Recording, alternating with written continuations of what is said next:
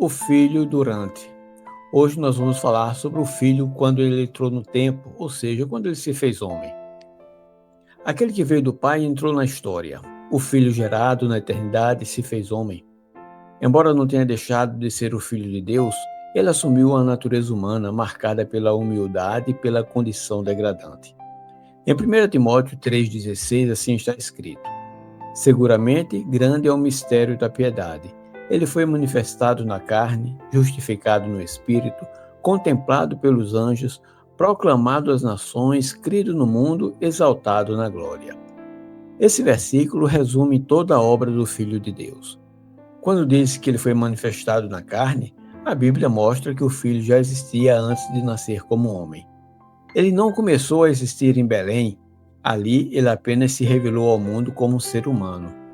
Ao mesmo tempo, o texto deixa claro que Jesus veio de fato em carne. Não foi uma aparência ou algo simbólico. Ele foi homem de verdade, viveu entre nós, sofreu, morreu e ressuscitou. Isso confirma a humanidade real de Cristo. O mistério da piedade está justamente nisso. O Filho que veio de Deus se fez homem, foi aprovado pelo Espírito, visto pelos anjos, anunciado ao mundo, crido pelos homens e, depois de cumprir sua missão, foi exaltado na glória por Deus. Mas alguns poderiam se perguntar, mas, afinal, para que o Filho nasceu? Para que ele veio ao mundo? Ele mesmo responde em João 18,37. Eu para isso nasci, e para isso vim ao mundo, a fim de dar testemunho da verdade. Veja bem, eu nasci, eu vim ao mundo. Nasceu quando? Aqui está se referindo à sua origem celestial.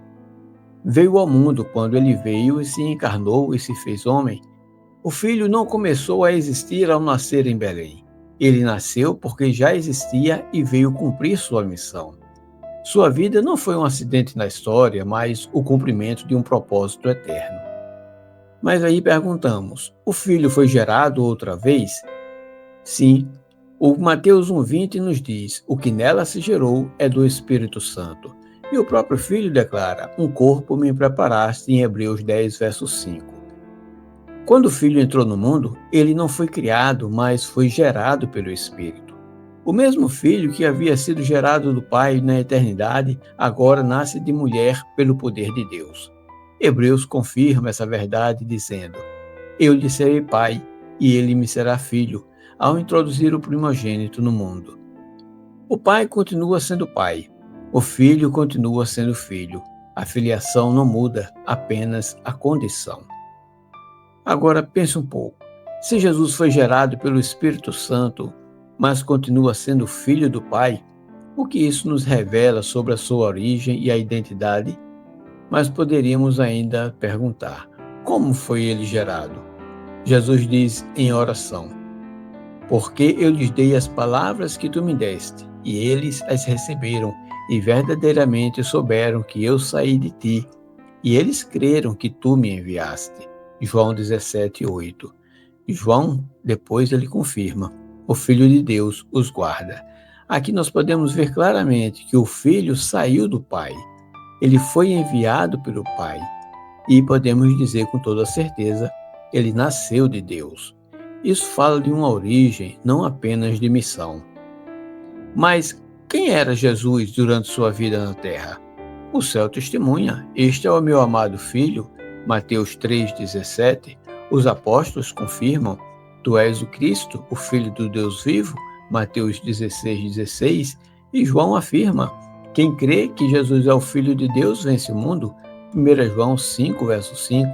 Assim, Jesus é chamado Filho do Homem por sua humanidade, mas também é Filho de Deus por sua origem. Ele é verdadeiramente homem e verdadeiramente Filho de Deus, assim como todos nós, pois Gálatas 3,26 diz, todos sois filhos de Deus pela fé em Cristo Jesus, e 1 João 3:1 e 2, vede quão grande amor nos tem concedido o Pai, que fôssemos chamados filhos de Deus, e somos. Amados, agora somos filhos de Deus. Agora pense um pouco. Para Paulo, quem era Deus em relação a Jesus? Paulo ele nos diz: bendito seja o Deus e Pai de nosso Senhor Jesus Cristo. Durante toda a sua vida terrena, Jesus viveu em dependência do Pai, em obediência ao Pai e em comunhão com seu Pai. O Filho tinha um Deus e esse Deus era o seu Pai. No céu, o Filho era semelhante a quem? Paulo nos diz, subsistindo em forma de Deus, Filipenses 2, verso 6. Antes de vir ao mundo, o Filho possuía a forma divina, não por usurpação, mas por direito de filiação. Ele era semelhante ao Pai em natureza, porque procedia do Pai. Agora, na terra, o Filho tornou-se semelhante a quem? O mesmo texto continua dizendo: esvaziou-se a si mesmo, tomando a forma de servo, tornando-se semelhante aos homens. Filipenses 2, verso 7.